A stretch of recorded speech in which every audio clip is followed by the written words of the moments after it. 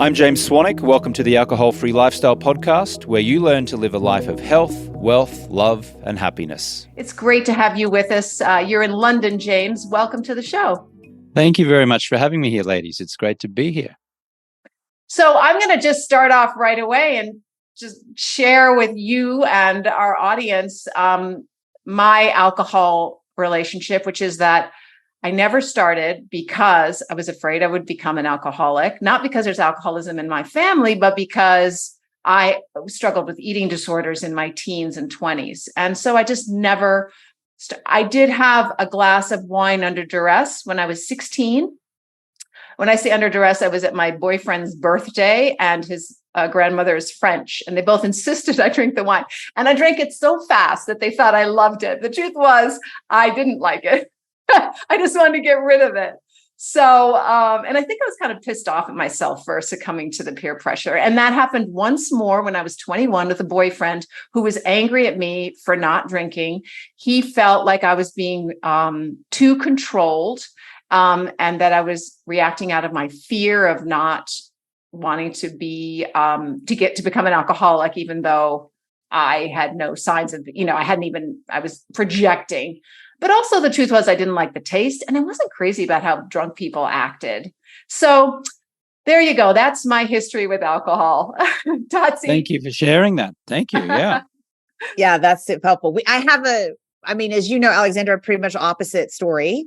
I had a severe cocaine addiction 30 years ago, which I just quit overnight because I didn't want to do it anymore. So I guess I'd have to really look into the definition of addiction, but I did it a lot and then I stopped doing it and I haven't done it since. And so I haven't been fearful of becoming an alcoholic. Well, I just never have. And it's not really in my family, but I guess because of that experience with cocaine, I was like, oh, I can just stop if I feel like stopping. But I drink wine with dinner every single night and I love it. And I feel great and I sleep great. But I'm also super open, as you know, Alexandra, from this podcast, to taking challenges, making changes, doing things differently. So I'm excited to dive in. That's me. Thank you, Dotsie. Yeah, appreciate you sharing that. We'd like to hear your experience, James. Yeah, I'll round out the trio. Exactly. I was a socially acceptable drinker growing up in Australia, my native country, in that I would have 2 or 3 drinks most nights of the week. And on the weekends, I would drink considerably more. Now, I never considered myself an alcoholic. I didn't get a DUI. I didn't wake up in a ditch. I didn't have a rock bottom moment. But, I was a solid casual drinker for 20 years. And I got to my mid-30s, 35, in fact. And I was in Austin, Texas in 2010. I was at the annual South by Southwest festival. Mm-hmm. I had 2 Bombay Sapphire gin and tonics at an industry party on a Friday night. I went home to my hotel, went to sleep. And when I woke up in the morning, I looked in the mirror and I just looked weathered. I looked tired. I was operating at about a 5 or a 6 out of 10. My sleep wasn't great. I was carrying about 25 pounds of unwanted body fat. I had crow's feet around my eyes. I mean, not from just the Friday night. I mean, this had been accumulating over some years. And I just felt blah. You know that word blah, where you're not rock bottom, but you're not firing on all cylinders either. You're just kind of existing. That's kind of how I felt. And so I went to this IHOP, an International House of Pancakes, right next door to the hotel. And I'm in this IHOP and I'm looking at these menus and I'm looking around and there are some, shall we say, not particularly healthy looking clientele in the IHOP. And I'm thinking, what am I doing in an IHOP? And I could taste the gin on my mouth the night before. And I looked out the window and I just said to myself, you know what, James, just take a 30-day break from alcohol and see what happens. Mm-hmm. Now, just to be clear, in 2010, nobody was really doing 30-day challenges. No one was, this concept of stopping for 30 days wasn't really around. And so this was kind of like a revolutionary idea, at least for me. And I did. I stopped for 30 days. And in 30 days, I lost 13 pounds. It just fell off me. I started sleeping better. I looked better, had more clarity, focus, and energy. And during that time, I had an opportunity to audition to become a sports center anchor on ESPN, one of the most famous sports television news shows in the world. And to my absolute amazement, they gave me the job. And I just thought, well, this is pretty good, this not drinking thing. I mean, in 30 days, I've lost 13 pounds. I got my dream job. I'm sleeping better. I look better. I'm attracting a much higher caliber of person into my life, which was something else I noticed. I thought I might just keep on going and might go for 60 days, see how I go. And so I just kept going and going and going. And then I got to a year. And in a year, I had attracted this amazing romantic relationship. I'd run a half marathon. I joined a gym. I was happier. I wasn't as stressed or anxious. And I was back at the 2011 South by Southwest Festival. And I went to the Luster Pearl Bar and I ordered what I thought was going to be a celebratory beer. It was a Bud Light. And I went to drink this Bud Light. And at the last moment, I put it down and I thought, you know what? In 1 year of not drinking, all these amazing things have happened. Why don't you just keep going? And so I just handed the beer back and I said to the barman, actually, I don't need it. Gave him a tip. I walked out and I haven't picked up an alcoholic drink since. And that was 2011. So I stopped in 2010. And now I've created this organization that helps people have a better relationship with alcohol, whether that be quitting entirely, which is what I would invite people to consider, or whether it just means cutting back. And, it's transformed thousands of lives now. And I'm a big proponent of living a mostly, if not entirely, alcohol-free lifestyle. Was it hard? Was there things that it sounds like there were a lot of good things, but where were the challenges? I felt socially awkward about it in the first 10 days to 2 weeks. In fact, I remember I had a date with a lovely woman named Andrea at the Jones Bar on Santa Monica Boulevard in West Hollywood, where I was living at the time. And I was so conscious about the fact that I'd committed to not drinking for 30 days that I got to the bar 15 minutes early and I made a deal with the barman. And I said, look, I've got this date coming. When I order 2 seemingly alcoholic drinks, one for her, one for me, can you just make mine a soda water, not actually a vodka soda? I'm going to order a vodka soda, but just make it a soda. And he said, yeah, I got you. No worries. And so I had this whole date with Andrea where she thought I was drinking vodka soda. Anyway, 2 weeks later, we were at the Coachella Music Festival at Palm Springs, 2 hours outside of Los Angeles. And I was there with her friends. And one of her friends said, hey, James, can I get you a drink? I'm going to the bar. And I said, oh, no, thanks. I stopped drinking like 3 weeks ago. And Andrea overheard this and said, that's not true. You were drinking on our date. And I kind of sheepishly looked at her and I said, actually, I wasn't. She said, wait, so you misled me. You kind of lied to me. And I'm like, yeah, I kind of did. I'm sorry. And she couldn't come to terms with this. And candidly, the relationship ended almost right there. I mean, there was this trust that was broken. And I thought, wow, this is fascinating. I would feel that I was thinking in my mind that she wouldn't like me if I told her that I wasn't drinking.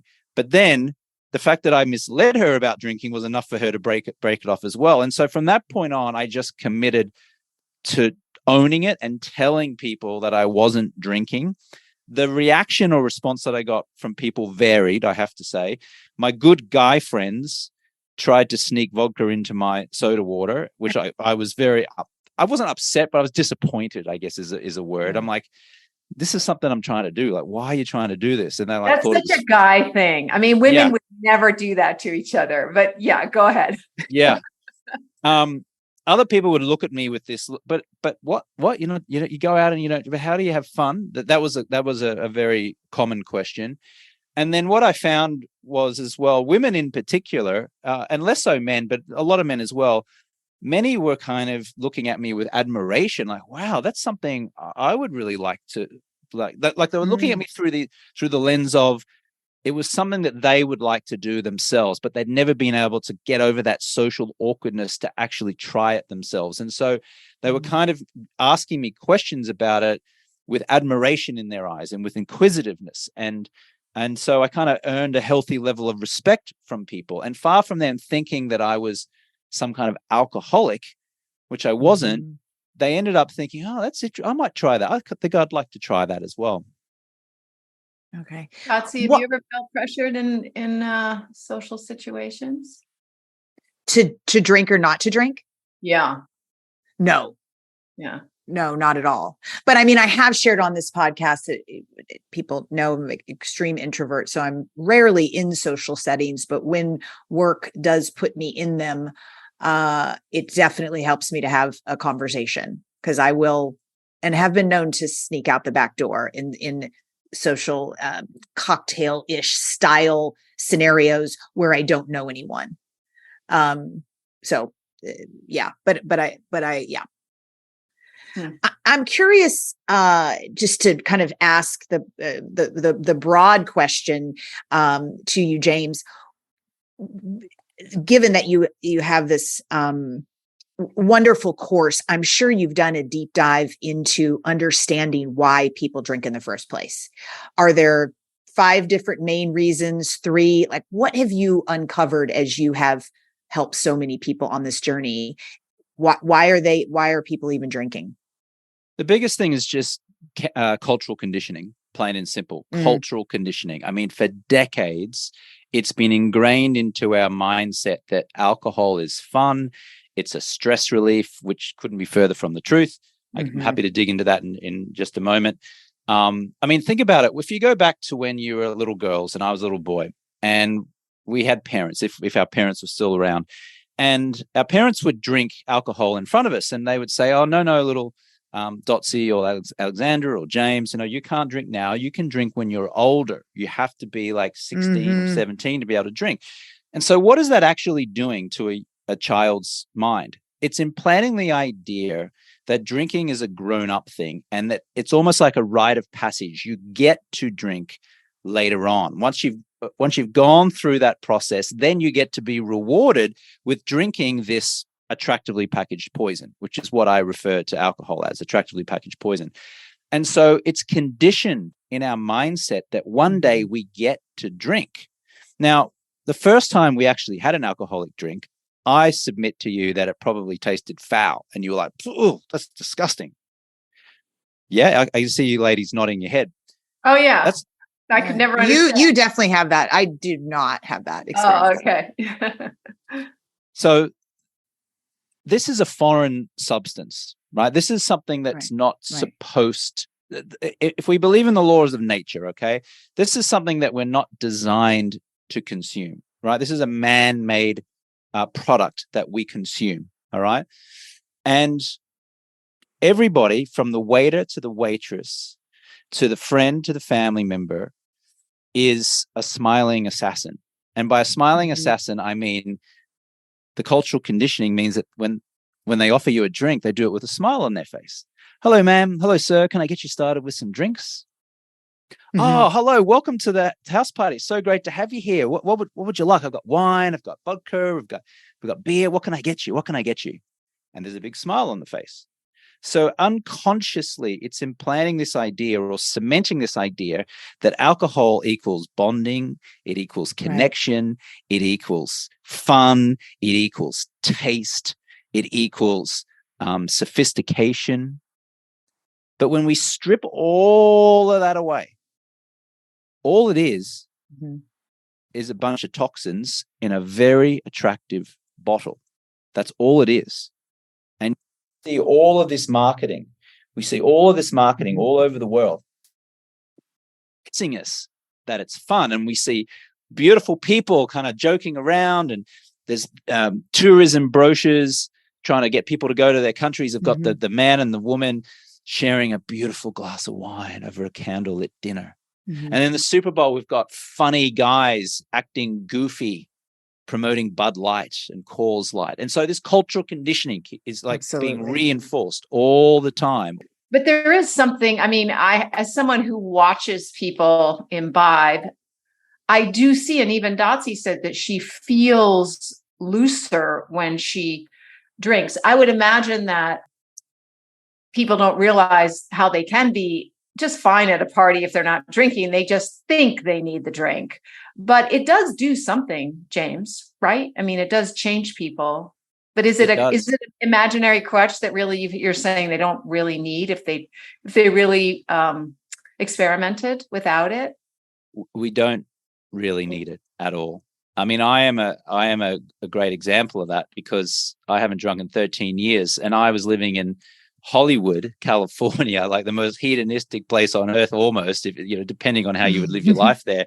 I mean, I went to the Playboy Mansion before Hugh Hefner passed. I went to the Oscars after party. I went to Elton John's Oscars party at the Pacific Design Center. I went to the MTV Movie Awards. I mean, I went to all of those Hollywood parties where there are open bars, free food, free booze, hedonistic lifestyle. And I'm an Australian in America, right? I'm like, I've got to take advantage of this. I'm going to have the most fun. And I did it without drinking alcohol and had an incredible time. I mean, I was dancing on a table at the Playboy Mansion, completely alcohol free, having a wonderful time. So I know that this is possible. The other thing, just to note, I mean, even if we take away the cultural conditioning and we just look at the plain facts, okay, and the facts. Now, in 2022, they did a study of 35,000 middle-aged Brits. And what they found was that one seemingly innocent glass of alcohol per night. And Dotsie, you said that you have about 7 drinks a week, right? One drink a night. I think you referenced at the beginning. Yes? Yeah, it's always wine. Yeah. To be so specific. what they found was that 1 drink per night, 7 standard drinks a week, was enough to cause some gray and white degeneration in the brain. So gray and white matter in the brain. The bumper sticker for that is 1 drink a night is enough to cause some level of brain damage. Now, how much brain damage? It depends. Genetics depends on how many years or decades you've been drinking before that. But 2022, latest neuroscience, 35,000, 1 drink a night is enough to cause gray and white matter damage in the brain. That should be a wake-up call to all of us, I think. Mm-hmm. Alcohol's reputation is crumbling. Never have there been more alcohol-free products on the market. Mm-hmm. Never have there been more studies coming out highlighting these health consequences. Never have there been more millennials, certainly, turning their back on alcohol. There is a tidal wave of change that is happening. Now, I don't know how long it's going to take, but I promise you this. We will get to a point, it might be in 3 decades, it could be in 30 years, where we are going to look back at alcohol with the same level of disdain that we look at cigarettes. It's happening. It might be 20 and years. Eating animals. Right. And eating animals. How does tell us then the physical, because you're right that there used to be the information that moderate drinking might even be, especially wine, might even be more healthy than not drinking at all. But now, recently, they've come out, and maybe it's because of that study, that no drinking is better, is the best option. Can you tell us how alcohol affects our body? Like, give us some, I heard you say something about vitamin D levels and our hormones and our metabolism. Right. I want to just jump into and add to that question for you. We're definitely in this society conditioned to assume that things we like are bad for us. We just had somebody on that said coffee is great for you. We've had plenty of people on that said it's terrible for you, right? You can find any science that you want to go either way. But I right to Alexander's point, I want to really dive into what is it about the actual substance that's bad, because it's man-made, but fermented foods are fermented by humans and they're crazy good for our gut microbiome. So why is it, I want to understand why it's bad, not just, I know they found all sorts of things in studies, but it's actual, it comes, tequila comes from a plant and they have to ferment it. Why is that? What happens in that process that makes alcohol bad? I guess is what I'm really interested in. So tequila actually is the least bad alcohol, interestingly. Perfect. I like margaritas. Tequilas are like, yes, let's do this. All right. Right. Would you ladies like to guess which are the most bad? And when I say bad, I mean in terms of toxins, number of toxins and the effect on the body. Do you guys want to have a guess? Scotch. What would you say? I don't know. Something with would think one of those, what do they say? They call it a hard alcohol as opposed to wine and beer. But am I wrong? The answer is actually there's 2 tied: red wine and beer. Oh, So the Oh, it's not hard. not Okay. hard alcohol. Isn't that No. right? Oh wow. No, red wine has the most toxins in it, equally with beer. Okay, so tell us why there's toxins if it comes from grapes and it's fermented, which is a lot of things. Do they add toxins, or is it just so concentrated that's really hard for our body? It's more the latter. It's so concentrated. Now, here's the thing, right? What happens when you drink alcohol? Well, straight away the liver goes to work.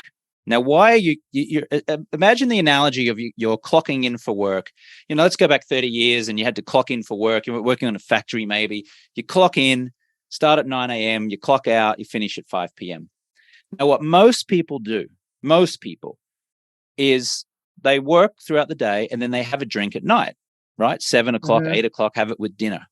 Now, what you're essentially doing then is you are clocking in for work. You're clocking the body in for work at a time where you want the body already have clocked out. In fact, you're better off drinking alcohol for breakfast than you are anywhere close to bedtime as it relates to sleep quality, because any amount of alcohol close to sleep time, this is what happens. You're pouring toxins into the body. The body goes, I'm not supposed to have these toxins.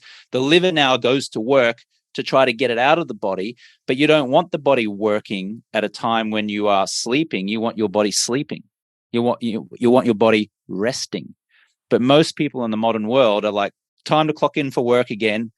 And they wonder why they go to sleep. They can fall asleep okay because they have the drink, but the quality of their sleep is then severely compromised. So, I mean, you may have noticed I'm wearing an Oura ring.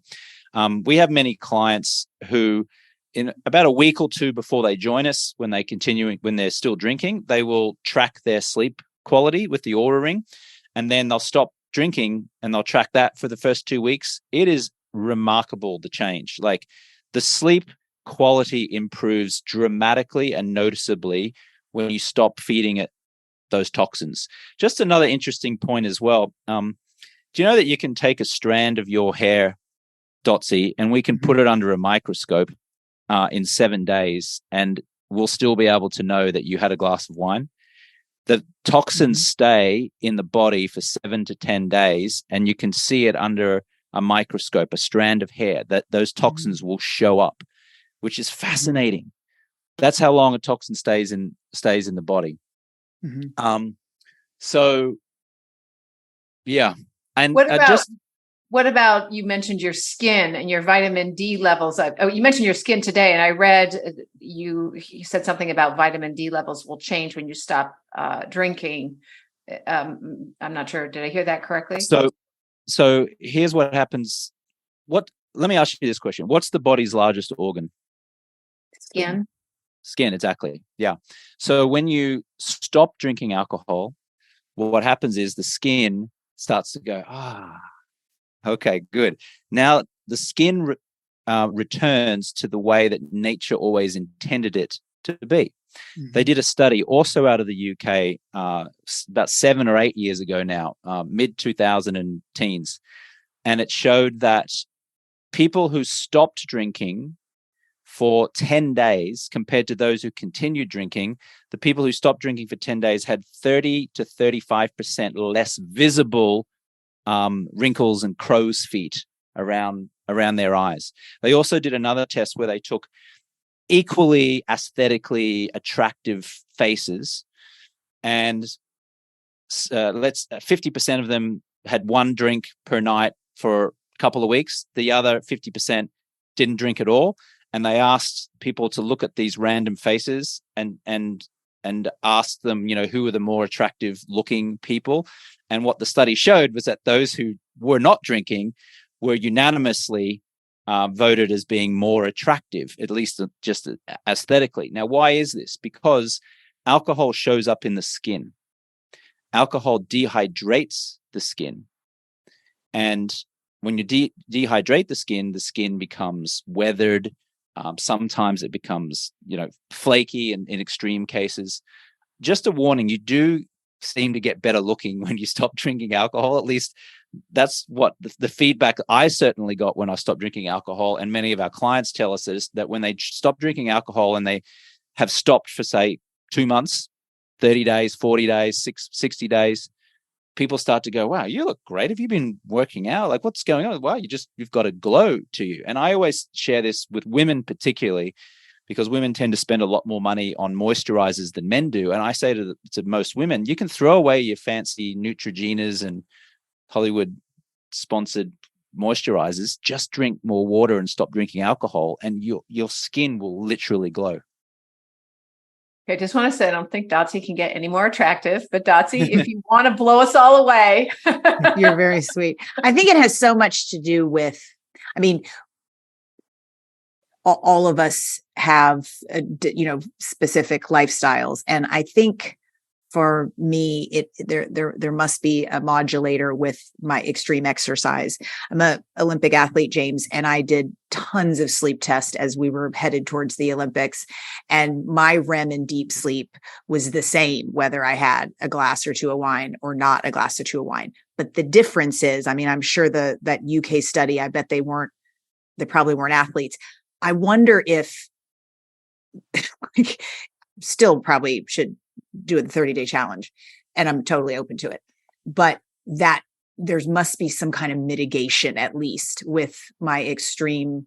It's not extreme anymore, but I exercise every day. I do really hard hikes. I'm sweating a ton. And I'm wondering if that is, I mean, cause that'll also fight if I were to eat fast food every day, which I don't, but did that much exercise, it's going to have a different effect on me than if I sat on the couch all the time. It sounds I'm wondering like if I'm not experiencing, like maybe I should stop exercising, and be like, oh, I should probably stop having wine every night because I don't feel that good. it sounds like, and it seems like you have a mostly healthy lifestyle. You exercise regularly, you eat well. And so, yes, it's entirely possible that one glass of alcohol per night, even though the study shows that it's destroying brain matter, maybe you counter that off because you are so healthy, because you are an Olympic athlete, because you're doing all these other healthy things. Yeah, I wouldn't object to that, or I wouldn't have an opposing argument to that. Yeah, but then I could even be healthier without it. But I'm wondering if that's why some of the testing has looked the same for me, like that, like especially the sleep. Because I have heard so many people that drink say that it affects their sleep, and I just haven't had. We're all different, but I think it's probably because the other pieces of the pie. Trying to figure it out. Yeah, it's interesting. Yeah, I think. I mean, yeah. Just to sum that up, I think if you're a peak performer and you're in great health, and you obviously are and have been for many years, maybe that would counter that, certainly. I would say also just another thing in relation to, I think you guys mentioned the study about a glass of wine being good for your heart health. Now that study has been debunked so many times now, and we're recording this in 2023. We've got the benefit of 30 additional years of neuroscience and studies. What I can say is this: at the University of Victoria in Canada, there's a professor there called Professor Tim Stockwell. He's from the psychology department. And he recently co-authored a comprehensive study that reviewed more than 100 previously published studies on alcohol consumption and mortality. So just to be clear, he looked at 100 previous studies with 5 million participants across those 100 studies. 5 million people, that's a lot. And what he found was that the study results claiming that a glass of wine was good for heart health was completely skewed and completely biased. Mm-hmm. And probably paid for by the alcohol industry. Yes. If you dig always. Always. So, but I get it, because people want to, like you say, there's always a study for this way, there's a study for that way. And of course, if you're a drinker and you don't want to let go of your alcohol, you're going to cling on to that study. Oh, no, they say a glass of wine is good for your heart health. Oh, the blue zone, those people they're having drinking the blue zones, they live longer. Oh, but the Italians, people in the Mediterranean, and on and on and on and on it goes. It's 2023. We've got the benefit of the latest medical technology. We can see the latest studies. We can review it. It's almost getting to a point now where it's getting to a point where it's actually impossible to argue a counterpoint now, and that is to the point that alcohol has zero nutritional benefit, has no health benefits whatsoever, and while I concede or I acknowledge that people feel socially comfortable holding something or drinking something, and I understand that, especially introverted people who maybe they feel a bit awkward or uncomfortable in social settings, while I concede that makes them feel better, yes, there are ways in which you can feel better and feel comfortable in a social setting, which does not involve drinking attractively packaged poison. Yes, you can create romance without drinking attractively packaged poison. Yes, you can watch Sunday football with the guys in the bar without drinking attractively packaged poison, and so forth and so forth.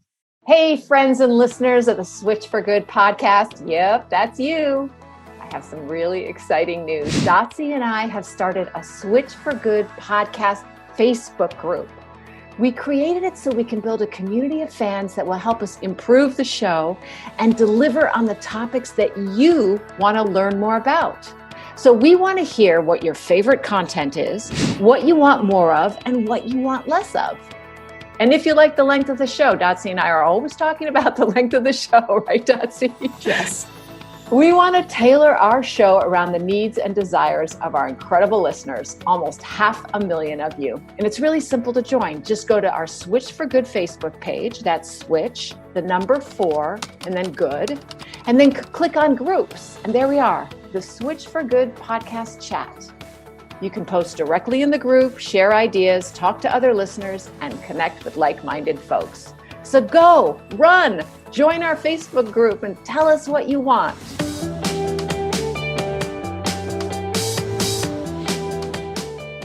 I once had a friend who said she'd never had sex without being on having drunk some alcohol. Because I think also and tell me if this is right, because like I said, my experience has been so minimal.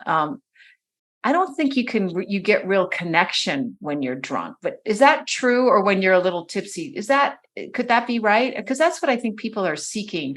They're afraid.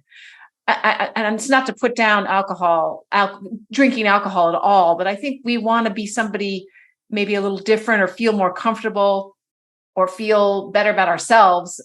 And so we drink. I'm just wondering, I would think that sexually it would actually impair you, especially men, I've heard. My boyfriends haven't really drunk, so I've never, ever had a guy have an issue because we never drunk alcohol. I mean, or maybe they just didn't drink about me. I would think that it would impair connection, both physically and emotionally. Tell me what you think about that, even though that's what we're seeing. Well, the science definitely shows that it reduces libido. Absolutely. It lowers a man's testosterone levels. Absolutely. That's unequivocal. That's been proven with repeated studies. So that should be enough. A man who drinks consistently, his testosterone levels will be compromised and his libido will be compromised. In terms of the connection, I think you're absolutely right. I think most people are drinking to mask something. They're drinking something because they don't want to feel something. They're trying to feel comfortable when they feel uncomfortable, right? There's resistance coming up. And so they seek a refuge in a temporary, illusionary feeling, which relieves you of that stress and anxiety. Now, the problem is, the challenge is that pretty soon you start drinking to relieve you of stress and anxiety that only drinking is creating in the first place. So the drinking creates stress and anxiety. You drink mostly at night, and the next day you've got stress and anxiety, and you need to drink to relieve you of the stress and anxiety that the drinking the night before created. You mean the hangover? I'm sorry? The hangover? Well, it might be a hangover, but what I'm proposing is that most of people's stress and anxiety is created in part by alcohol consumption. It's like throwing gasoline on a fire. If you've got any level of stress and anxiety, which let's face it, we all do, drinking alcohol will give you a temporary, illusionary relief of that for an hour or two. But then what it does is it creates more stress and more anxiety. I'll give you an example of a common day, like an example of a day for most people. And again, this is just someone who might be drinking a couple drinks a night, right? This is not someone who's an alcoholic. Someone has a couple drinks each night. Within 3 hours of bedtime, they go to sleep. They're not an Olympic athlete like Dotsie, right? Their sleep is compromised. They don't sleep as well. They may sleep 7 or 8 hours, but the quality of that sleep is compromised. So they wake up a little bit tired, a little bit irritable, a little bit foggy. So now they're more prone to snap at their husband or their wife or their children. Mm-hmm. They get angry at the person who cuts them off in traffic. Because they're tired, they need a little pick-me-up. So they're more likely to reach for a sugary food, like a Kit Kat or a Gatorade or a croissant or something. And then what happens? They have that sugar hit, that carb hit, and then, as we know, the glucose levels go up, blood sugar levels go up, and then what happens? An hour later, crash. So now we're crashing. So now we're eating more sugary foods to give us another spike, and now we're just getting through the day, stress and anxiety. Mm-hmm. Oh, I just need to get home. Let me just get home and pour a drink. So now we get home, we crack open the bottle, we pour ourselves a glass of wine, and we go, oh, just to have a drink here. Now I can relax. Now, this is an illusionary relaxation, right? It's temporary and it's illusionary. And now the cycle continues because now the drinking is compromising the sleep, and then the sleep is compromising our quality of life, and the quality of life, which is compromised, is now leading us to seek refuge in other things like sugary food, or love addiction, or sex addiction, or porn, or shopping, or more alcohol, or lots of dopamine hits from pleasurable things as opposed to joy. Like pleasure, it's like trying to get a dopamine release, whereas joy, happiness is more consistent. So, a lot of people, most people whose drinking habits are compromising their quality of life, that's a very standard lifestyle. And sadly, it leads to diabetes, increased likelihood of cancer, increased likelihood of divorce or marital strain. You're not present with your kids. And I'm not just saying this like as my opinion. I mean, I've had thousands of clients go through our 90-day stop drinking program. They tell me this almost ad nauseum. When they come to us, they're like, oh, my marriage is strained. I'm overweight. I went to the doctor. My triglycerides levels are high. My blood pressure's high.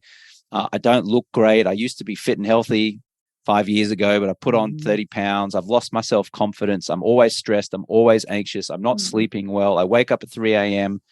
I eat poorly. I socialize and network in business. There's always drinks. I take people to corporate golf days. Alcohol's always around, and on and on and on and on the story goes. And then they stop drinking through our process, and then they go, I've got clarity. I got focus. I got energy. I'm sleeping well. I've saved my marriage. My kids complimented me the other day. Someone said I looked good looking, or complimenting my looks the other day. I got a promotion. I made $100,000 more in my business. It just goes on and on and on. It sounds like it can be a keystone habit where when you change that, it can have a cascade of other good habits that come along. I just wanted you said something. This is not about alcoholics. This your program and what you're discussing is people who are casual drinkers. And on your website, it says that your programs are for casual drinkers, because there's a big difference in psychologically and physically between the casual drinker and the alcoholic.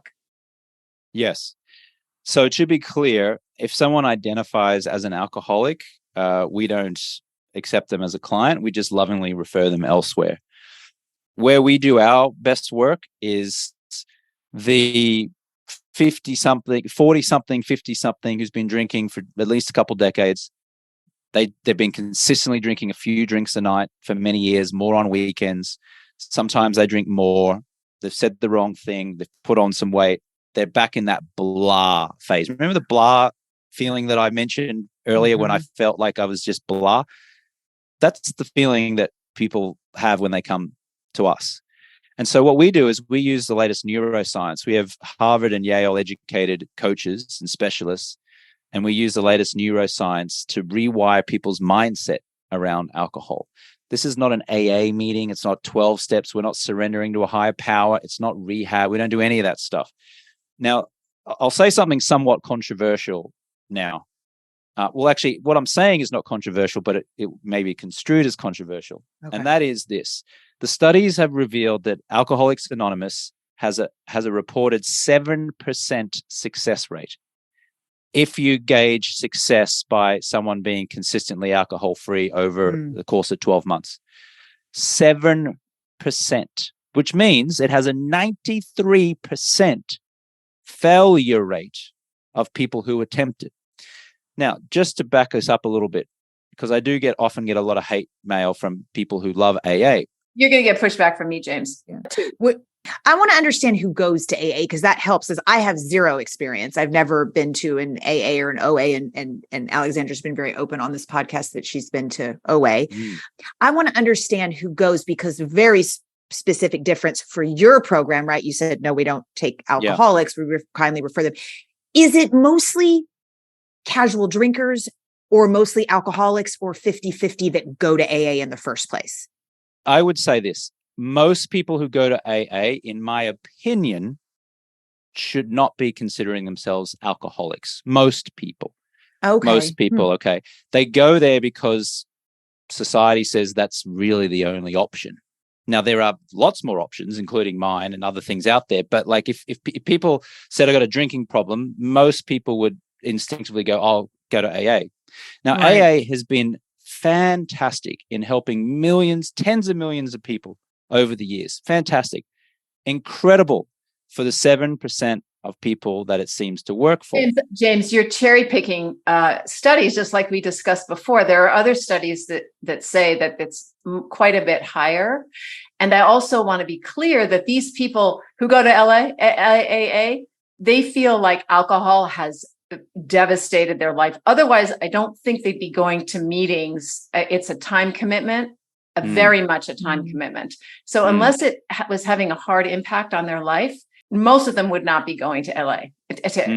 Most of them would not be going to AA.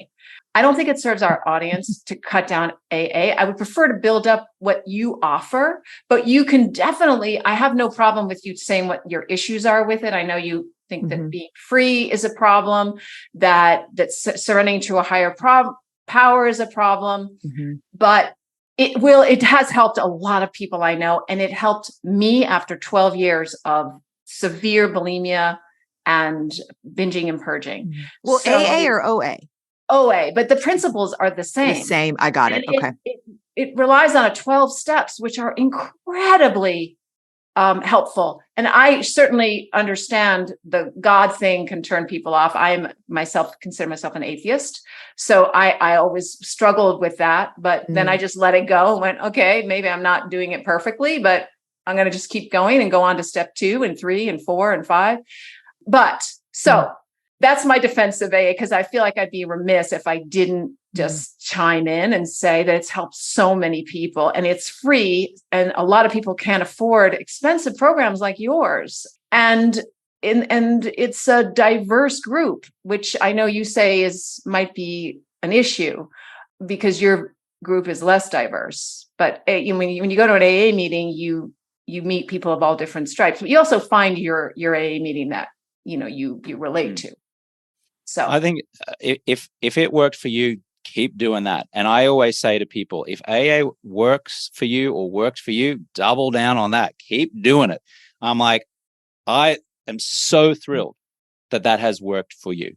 I can tell you 90% of the folks that come to our organization will say, I went to an AA meeting. I hated it. It didn't work. I didn't relate to the folks. So, there's many different ways here to support people. And I seem to, or at least our way seems to get a lot of the people who tried AA and who said it didn't work for them. They didn't like it. They couldn't relate. And again, I support anything that works. And I'll say it again, AA has helped millions and tens of millions of people. And if it's worked for you, keep doing that. And I think that you're right, that there are two points from doing my research on you that I think you made that are very valuable. One is that there are more than one ways to get whatever issue, addiction we have or problem in our life out, substance problem or behavior problem out. And it's not just a 12-step program. That is great. And it sounds like your program is excellent from what you're saying. Secondly, I also like the fact that you say that it's important that we have an uplifting view, and that you feel that AA kind of has a like, hi, I'm Alexandra. I'm an overeater, binger, and here's the terrible thing that happened to me today, and let me share. And that it's overemphasizes that. So, and your program is not that. You look at the joy and the positivity and specific techniques to use in social situations. And I'd like you to talk about that more. Although I have to say that at OA, also, one of the reasons I think I stopped binging after just a month was that I saw people who stopped, and I never believed that anybody could. So I did see people who had succeeded, and that also was very, very helpful. Staying in those rooms for years and years, they kept coming back. So James, go for it. I know you have a lot to say on that. Here's how we do things differently. Okay, we don't use the word sober, sobriety, recovery. We don't use those words at all. Personally, I never related to the word sober or sobriety. For me, it feels like you're saying no to something because you have to.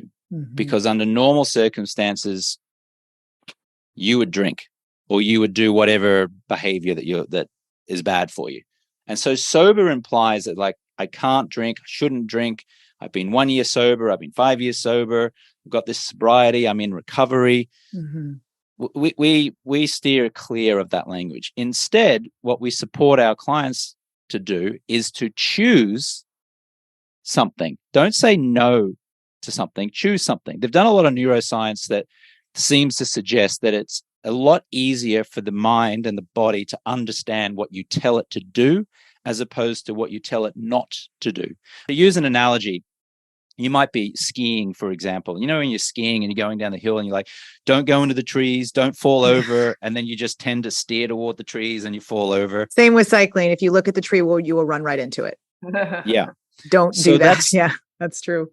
That's why we don't resonate with sobriety or the word sober or recovery, any of those kind of things. So what we do is we invite people to choose a lifestyle, an alcohol-free lifestyle. Okay, we're choosing this lifestyle. Now, another way to just break this down is if someone goes into a restaurant and they're desiring not to drink, instead of saying don't drink, don't go to the bar, don't have wine tonight, what I would submit is, instead of that, say, I will easily only drink soda water tonight. I'm going up to the bar. I'm going to order a soda water ice and a piece of lime. So now the whole evening is around what you will do. And that's a heck of a lot easier than having a mindset of don't drink, shouldn't drink, can't drink. And anecdotally, it works. Our clients tell us that works. And a lot of them say that's kind of just the penny drops, and they go, I've gone from don't drink, I shouldn't drink, I can't drink, I have to stop, I need to stop. And all that language of need, have to, it's very dark. It's like, as opposed to, I'm choosing healthy habits, great sleep, conscious communication, personal development.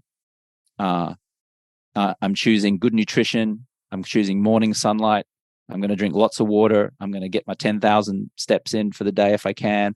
I'm going to tell my wife or husband I love her. I'm going to be more connected to my children. This is what I'm going to do. And so what we focus on is that. And candidly, even though my organization is called Alcohol Free Lifestyle and we have a 90-day stop drinking, alcohol rewiring mindset, what we're really doing is just personal development. It's personal development. Strip alcohol away, and now people get to be with themselves and polish areas of their life that they have neglected. So the difference in a lot of these situations is that the people who I believe go to AA, although you might be right, some of them might not need AA and they might react better to a program like yours, but they have cravings and the physical addiction and also the psychological damage that they use alcohol. It seems like your clients aren't, like you said, you don't accept alcoholics. Can you give us a definition of what's an alcoholic and what's not? Yeah, well, the way that I describe it, at least when we're taking applicants for our program, if someone needs medical attention for either their drinking or for them stopping drinking, we lovingly refer them elsewhere. Got it. So we help people with more of a what I would call a psychological addiction, a cultural conditioned addiction. And so we're just rewiring people's mindset. We're putting alcohol through a different lens. We're putting the culture of drinking through a different lens. And that is enough almost always to get people out of that mindset that they need a drink for socializing. They need a drink for stress and anxiety relief. They need a drink to celebrate. But if someone's coming to me or to us and they need hospitalization, again, we'll refer them elsewhere. I'm not a doctor. Right? I am not a doctor. I've interviewed top doctors. I've interviewed top sleep doctors. I have a sleep company. I've interviewed the world's top addiction experts. Our coaches are educated in Yale and Harvard on addiction, but I'm not a doctor. And so I don't, first, candidly, I don't want the responsibility of someone who needs that kind of medical attention, because I'm not equipped to be able to support them with that. Right. I'm really curious about, Alexandra actually had these questions, and I'm curious because I've never heard of either. There's pills which inhibit dopamine release after drinking alcohol, and some that control withdrawal and cravings. And Alexandra, you can speak better to this, but I'm just so curious because I've never even heard of these. And do people use them on a regular basis? And do they work? This naltrexone and amiprostet. What are those? And if for anybody that's listening that has heard of them and has had stories or maybe hasn't, is this something people are using today to stop drinking? Is that a question for me or is it for Alexandra? Yeah, no, it's for you. Okay. I just was giving Alexandra the props for that was it's her question. Yeah, that's all. I mean, people are using them. Again, disclaimer, I am not a doctor, but I will say this. That's not the right word. I was about to say I discourage people from prescription drugs. Let's just say that I encourage people to be prescription drug free. And that, in my view, there are solutions to getting power over alcohol, recovering physically and mentally from alcohol that do not involve prescription drugs. I take more of a holistic approach.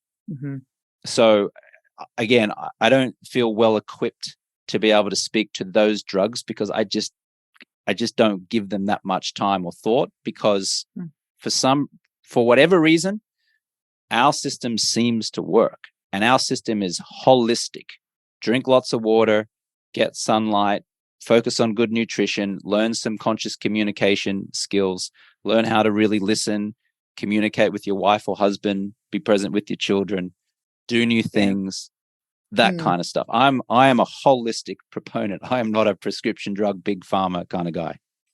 Yeah. Those pills are really for people who are alcoholics. And if you can listen to a TEDx talk by Claudia Christian, who's an actress friend of mine, who talks about her experience with naltrexone, which is my first exposure to it through her. And then I have another friend who used it and found that he lost his desire. It's kind of like the methadone for for alcohol. And then we used to use antabuse, which I think it stops alcohol from breaking down in your body. And so you get really, really sick and you get a psychological negative association with alcohol and you're turned off by it. That sounds right. Yeah. And I hadn't heard of the other one. I was just doing research on it, acamprosate. And it apparently changes the brain activity, that the withdrawal that happens. There's niacin as well. Niacin can stop cravings. But it also has the side effects of, you feel quite flushed in the face. Yeah. It's like a hot sensation. I haven't tried it myself. I'm just told by others. So we here, by the way, James, we advocate for no pills either. And I guess I hesitate from saying no pills, like you kind of hesitated, because I'm not an alcoholic, so I don't know, and I'm not a drug addict. So, methadone seems like if someone really can't get off it, okay, live your life on methadone. That is better than if you've explored every single thing. We just don't know the physical addiction, how strong it can be. I mean, there's a lot I think we don't know about addiction. So, but I do think a lot of people in America will go for the pill really quickly because they feel like, oh, here's a quick fix, when they're really not looking at their psychological pain, which might be the real reason. Do you deal with psychological pain? And what is some tips that you recommend to casual drinkers to get alcohol out of their lives? Well, look, I mean, I think I mentioned the phrase personal development before. I just think when you go alcohol free for 90 days, it's the best personal development process you can go through, because now you've got the clarity and the time to look at your life, and you can look at things like, why do I strive so much for success? Why am I so triggered when someone says something innocuous? Why am I so angry at my father or my mother or my life? Right. And so, you ask, what are some tips for getting off alcohol? I mean, generally speaking, the best thing is do a personal development program of any type, because then when you do that, you become much more comfortable with yourself. And now you're not seeking something to relieve you of the discomfort of being with yourself. And that thing, in most cases, especially heavy drinkers, is alcohol. The reason people are reaching for alcohol is because they're stressed and anxious. And the reason why they're stressed and anxious, because they haven't done the work. They haven't done the personal development work, because they still don't know why they're angry at their mum or their dad or their husband or their wife or their job or their life. I mean, it's not a sexy answer. I know people want like a 5 steps to stop drinking, and I'm happy to give you some of those tips and strategies, but none of it's going to be as powerful as just knowing yourself. Now, I did a program called Landmark Education, and so a lot of people know about that, and that was instrumental to me. And that was one program amongst many. And I remember in 2017, I did 3 personal development programs back to back over 8 weeks. I'm like, whoa, that was like my midlife crisis, where I was like, what is going on? I'm like having all these breakthroughs in my life, and they didn't always feel good. But I hugged my father for the first time in 30 years. I shaved my hair off. I mean, my hair was thinning at the time, and I was covering it up with like putting this substance in my hair to create the illusion that I had more hair than I did. So I was clearly making a bigger deal about my physical appearance than the normal person, I guess. And I did those personal development programs, and I had breakthroughs, and I'm so much calmer, so less stressed, so less anxious now because of that. And so I would submit to you, the best way to quit drinking alcohol is to know yourself, do a personal development program, and do the work, and run through the rose bushes and get cut up and get bloody a little bit. But on the other side, when you come out, it's beautiful. Did you find out why you drank? Well, I mean, look, I mentioned at the beginning of the call cultural conditioning, and I would suggest that really, I mean, I grew up in Australia where men were men, and we didn't talk about our feelings, and we just had the stiff upper lip, and we got on with it, and we went and watched the rugby with the boys and knocked back a few beers, and we went to the cricket all day and 6 hours in the sun and drank the beer, and we went to the backyard barbecues and have a few beers. Cultural conditioning really was what started it. And, it was hard to break free from that. And then later on, I was drinking because I didn't like where I was. It was uncomfortable being me. It was uncomfortable not being able to mask the feelings of, let's say, inadequacy at times, or an inferiority complex, or feeling scared about the future, or lamenting the past. All of that. And what's the easy thing to do? The easy thing to do is just reach for a drink. I'm like, I don't have to be with myself anymore. I don't have to feel these uncomfortable feelings. And it shows up for other people in eating addiction. I mean, that showed up for you, Alexandra, I would imagine. Yes. Yes. Oh, yes. And so whatever whatever like Dotsy's saying, I can relate, with sugar, for example, because if I feel uncomfortable or if I'm at a party, it doesn't have to be a party. Just if I feel uncomfortable, I think of food. I think, what can I do to take me out of myself right now? And that's where I go. And other people go to alcohol. Yeah, for sure.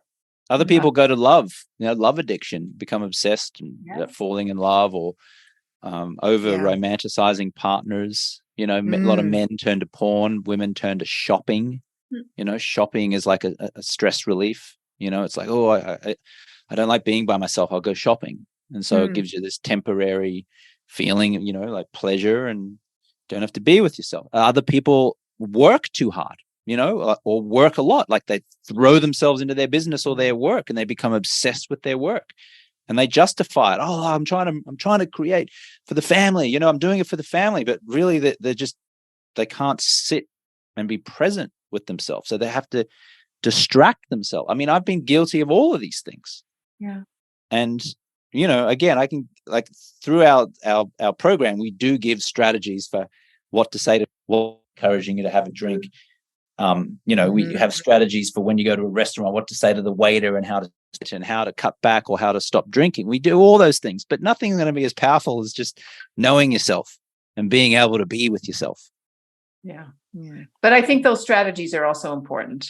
They are. After we've known ourselves, then we have concrete things that we can do when we're unsure, and it's easy to go back to our old habits. But if we have something concrete to do, then we just follow what James told. That's very powerful, to be able to just follow that till it becomes a habit and you make it your own. Can we talk about sleep just quickly? Because you mentioned it several times. You have a sleep company, and you have these blue blocker glasses called Swannies. I heard you talk about the gold standard of sleep. Can you just walk us through it? You mentioned several things on our show today already, but it'd be great. Sure. Well, I'll give you a hint beforehand that there's no prescription sleeping pills in the gold standard of sleep, at least not in my version. Excuse me. So the gold standard of sleep, this is my opinion based on interviewing the world's top sleep doctors and having researched sleep since 2015. First thing in the morning, expose yourself to natural sunlight. Our skin has receptors on it, and when the sunlight hits the skin, it tells our internal body clock, known as our circadian rhythm, this is wake up time. So the body floods with daytime hormones, and also it sets a timer, like an alarm clock, that in 16 hours time, the body is going to want to release melatonin. Now, what most people mistakenly do most mornings is they wake up in the morning and they stay indoors and they don't expose themselves to natural sunlight. So the body's like, is it daytime? Is it not? I know I'm inside with these lights, but it's kind of still dark. Is it 9 a.m. or is it 7 a.m.? Like, the body's confused. So first thing in the morning, go and stand by the window, go outside, get sunlight on your face, sunlight on your hands, and that will help you sleep better 16 hours later. They've done studies that suggest that morning exercise is better for sleep than evening exercise, and they suggest that's because of two reasons. People who exercise in the morning tend to naturally do that more regularly anyway, because life doesn't get in the way. By that time the afternoon comes around, a lot of people drop off and go, oh, I'm not going to exercise now, there's too many things going on. They also suggest that if you exercise too close to bedtime, it raises your internal body temperature, which is not conducive to a great night's sleep, because we actually want a cooler body temperature for optimal sleep, which I'll touch on in just a moment. If you drink coffee within 10 hours of sleep, your sleep will be compromised to a degree. To what degree differs from every person.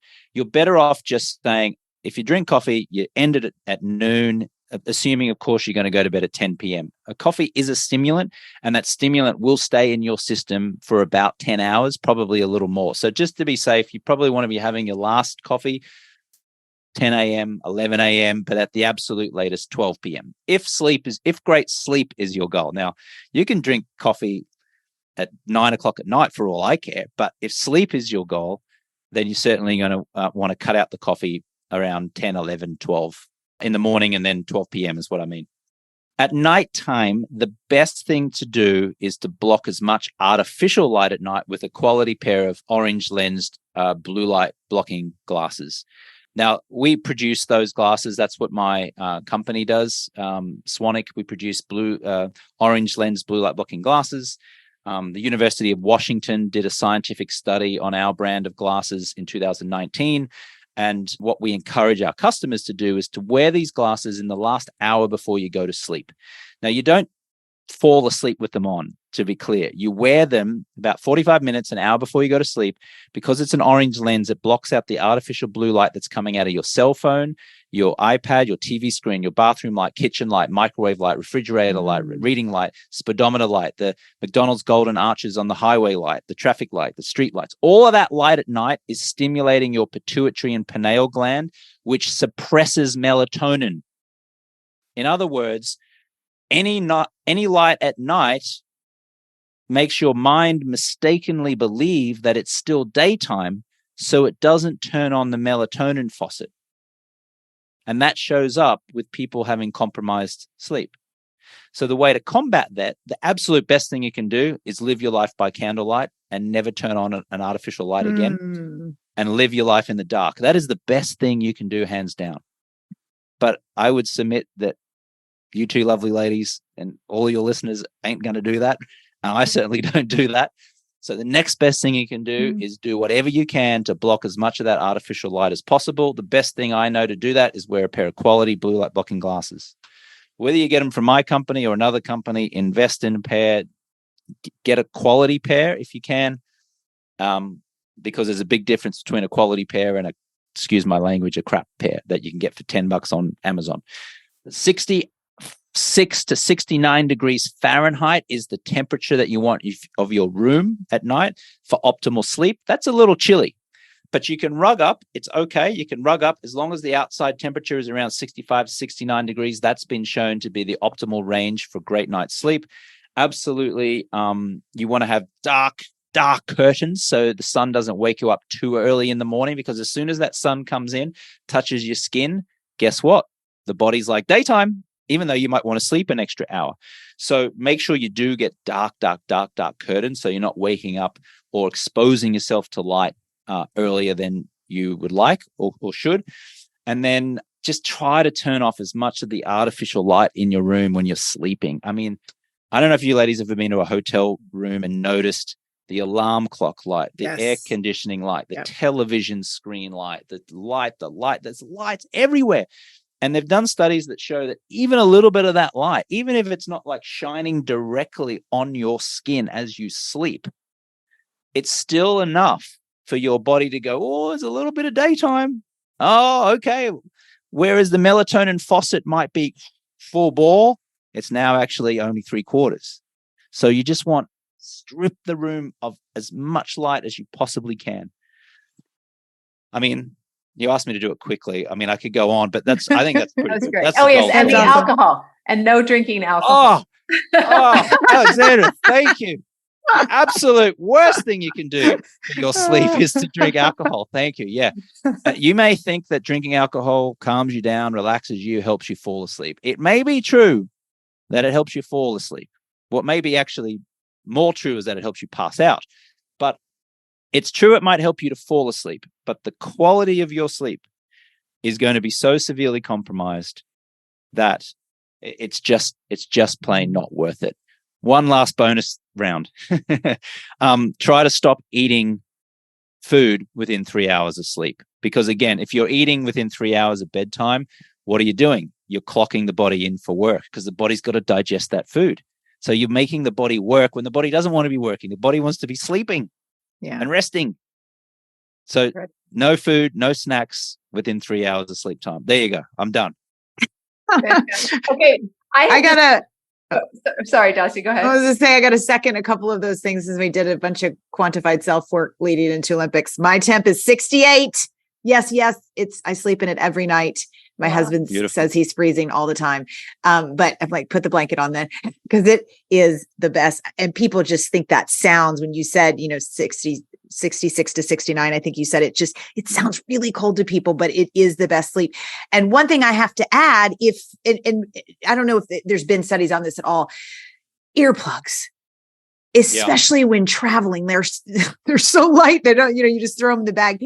My mom thinks I'm crazy. I'm always with the mask and the earplugs, but wow, those are cheap, light, easy things to travel around with. I mean, I use earplugs at home, and so does my husband, because maybe the dog's snoring or whatever. But I don't know what you have learned about earplugs, but wow, those are amazing. Yeah, they are amazing, because noise pollution is a big deal.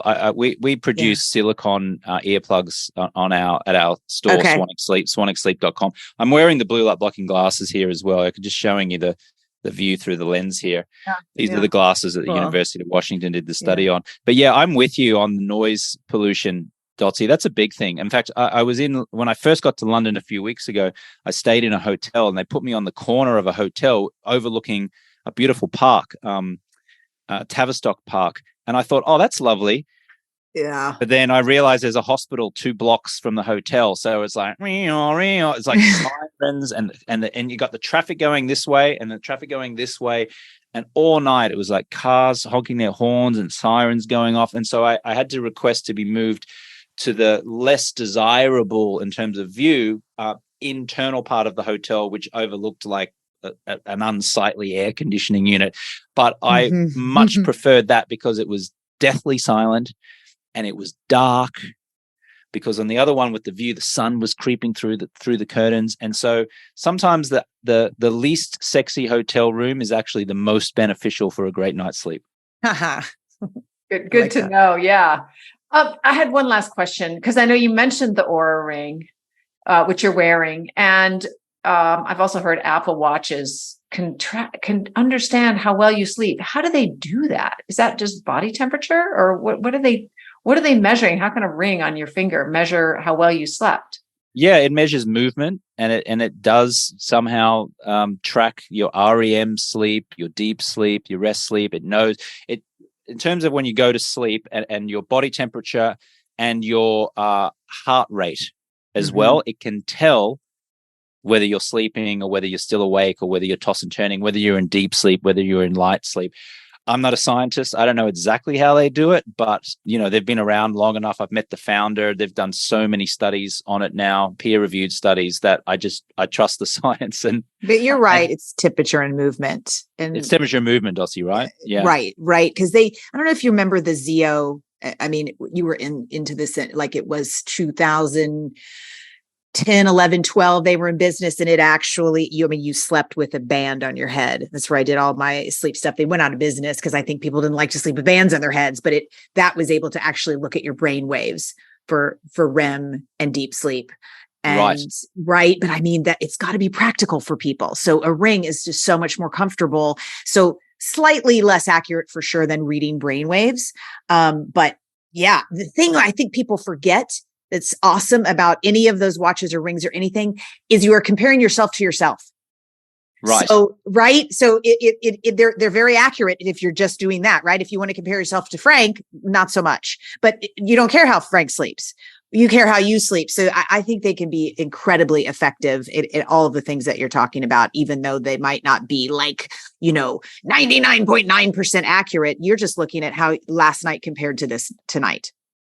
Yeah, I mean, it's a form of accountability for me, is what I find. And Good point. It tracks my steps every day. And if I go to Aura now, I'll just show you my steps today. Activity, I'm up to 8,877. I try to get at least 10,000. Hang on, it's updating. 14,412. There you go. But anyway, it's a great form of accountability, James, where can people find you? Alcoholfreelifestyle.com is where you'll find our stop drinking services. The sleep company is at swanwicksleep.com, or you can also type in Swannies or Swanwick into Amazon and you'll find our glasses. I'm on Instagram at James Swanwick and TikTok, and we've got a YouTube channel and a podcast, both named Alcohol Free Lifestyle. Right on. Great. Thank you. I know you're helping so many people every day, both with their lives in general, with alcohol and sleep. You're doing such great work. So thank you so much. Well, thank you. I so appreciate that, Alexandra and Dotsie. And thank you this was a really fun conversation, challenging for a little bit in there, I thought. Good. It was healthy, you guys. That was the best part of the podcast. So I got a little heated, James, and I was watching you, and you were just sitting back listening like a good leader. And I was thinking, he does a lot of programs with lots of people who are probably venting and things. So thank you. Kudos to you. I don't usually, Dotsie, it's true. I don't usually challenge a guest like that. So anyway, it was very cool. If you edit that out, I quit.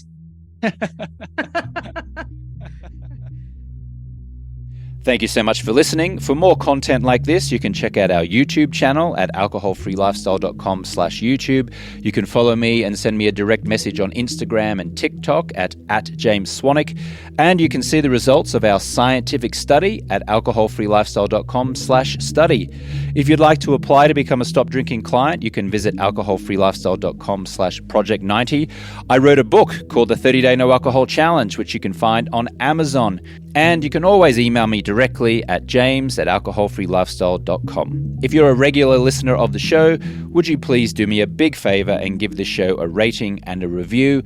It helps us get more listeners, and you'll be potentially helping someone else out there who's struggling with alcohol to find us, to listen to us, and get support. Thanks so much for listening. We'll catch you on the next one.